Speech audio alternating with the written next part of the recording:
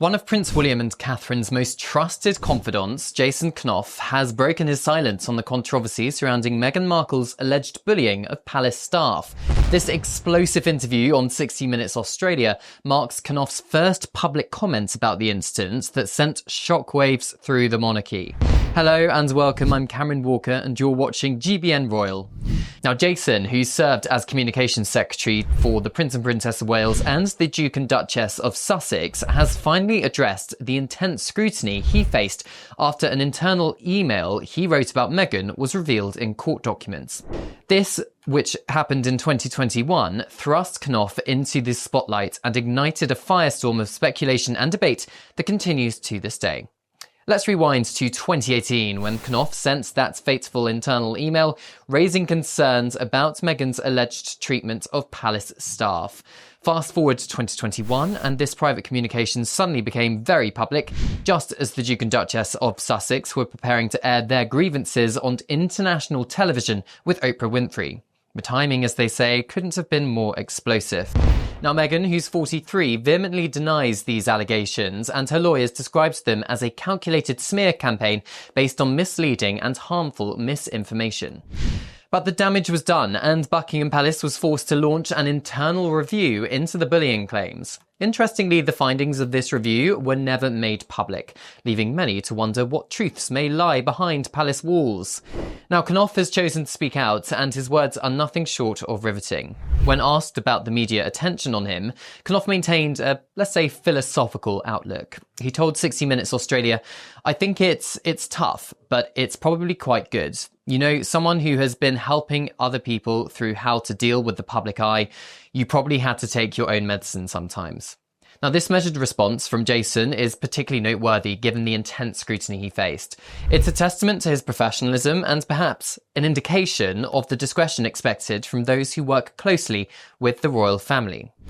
And on that theme, I suspect Jason wouldn't have spoken out without Prince William's express permission. But the drama didn't end there, because in 2021, Knauf found himself embroiled in Meghan's legal battle with the Mail on Sunday, as previously mentioned, regarding the private letter to her father. During the case, Knauf's private emails and messages suggesting Meghan was aware the letter could be leaked led to her apology to the court for unintentionally misleading it. This turn of events added another layer of complexity to an already intricate situation. When asked if he would do anything differently, Knauf was resolute. "No, it's not what I would have thought, but you know, at the end of the day, you get to do an amazing job. You've got to take everything that comes with it." Despite the controversy, Jason spoke warmly of his time working for the Prince and Princess of Wales and the Duke and Duchess of Sussex. He said, "I worked really closely with both brothers and we had lots of great times." After he stood down as Communications Secretary, he became Chief Executive of Prince William and Catherine's Royal Foundation, helping to launch Prince William's Earthshot Prize. Now, Jason revealed more about the turbulent time last year when Prince William's wife and father were both diagnosed with cancer. He told 60 Minutes Australia, "Within a couple of weeks, if you're Prince William, you find out both your wife and your father have cancer. I couldn't believe it." He described a phone call he had with William about Catherine's diagnosis. He said, "It was awful, absolutely awful. It's the lowest I've ever seen him." But the problem was that all this crazy conspiracy theory stuff kicked off in the background online. Was she really ill? But they didn't want to say yet that she had cancer because they hadn't told the children, and they were still working through how to tell the children. Now, Mr. Knauf said what he used to talk about the most in the past with Prince William when he worked for him was how he and the princess were going to prepare their children for life in the public eye. He added Prince William's childhood in front of the media was quite difficult at times, and he knew that he was going to be raising his kids to deal with social media and mobile phones and all of that stuff.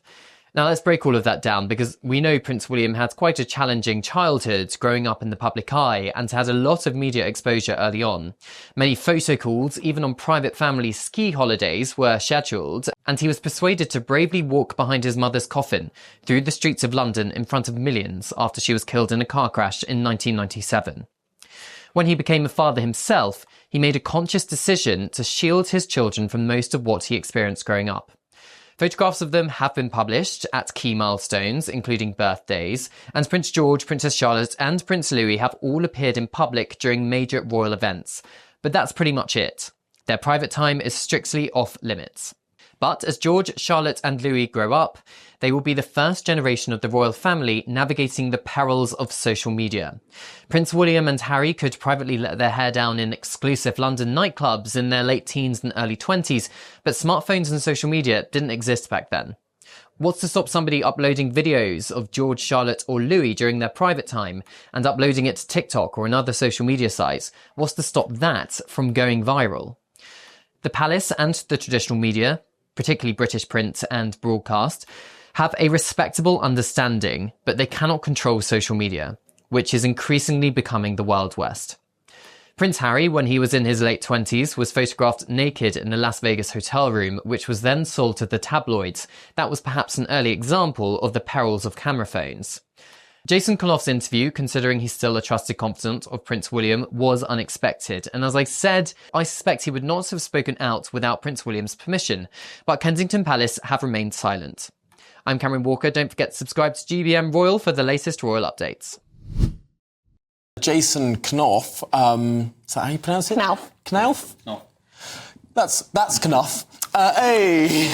Well, he spoke to the Australian network 9 Now. Let's take a listen. And was keeping a close eye on the couple's public image. Behind the scenes, a storm was brewing. Just a few months after he joined them on this trip to Ireland in 2018, their first as husband and wife, Jason raised concerns the Duchess was upsetting junior staff. I am very concerned that the Duchess was able to bully 2 PAs out of the household in the past year. We have had report after report from people who have witnessed unacceptable behavior. Right, well, there you go. Shall we speak to GB News royal correspondent Cameron Walker, who's with us here. Cameron, how significant is this intervention then? Well, incredibly. Jason is a very trusted aide of Prince William, but also used to be Harry and Meghan's trusted aide as well. And I suspect he would not have spoken on camera to the media unless he had Prince William's express permission to do so. He was asked on several topics. The whole point of the documentary on 60 Minutes Australia was looking ahead to the kind of king that Prince William would be. But inevitably, Jason was asked about Harry and Meghan because he was at the centre of the storm when it was, on the surface, the so-called Fab Four, William, Catherine, Harry and Meghan. But of course, below, we know all of these problems were going on, including these very serious bullying allegations against Meghan Markle, allegedly bullying 2 junior members of staff out of the royal household, something both Meghan and her lawyers have always denied. But of course, we have this letter, which was aired in open court when Meghan was suing the Mail on Sunday for a separate issue, that said, from Jason to Prince William's private secretary, I'm concerned that Meghan managed to bully 2 members of staff out of the royal household. So it was there in black and white. He essentially told the journalists in Australia that it's very sad that Harry and William's relationship has got to the stage that it's in. I understand that they're not on speaking terms and haven't been for a number of years. Every time you mention the Duke of Sussex to Prince William's team, the barriers go up. They don't want to, talk about it. But he does say that Prince William has chosen to keep a dignified silence, and therefore I'm going to as well, which again suggests that Jason Knauf even has only spoken because Prince William's given him permission to do so.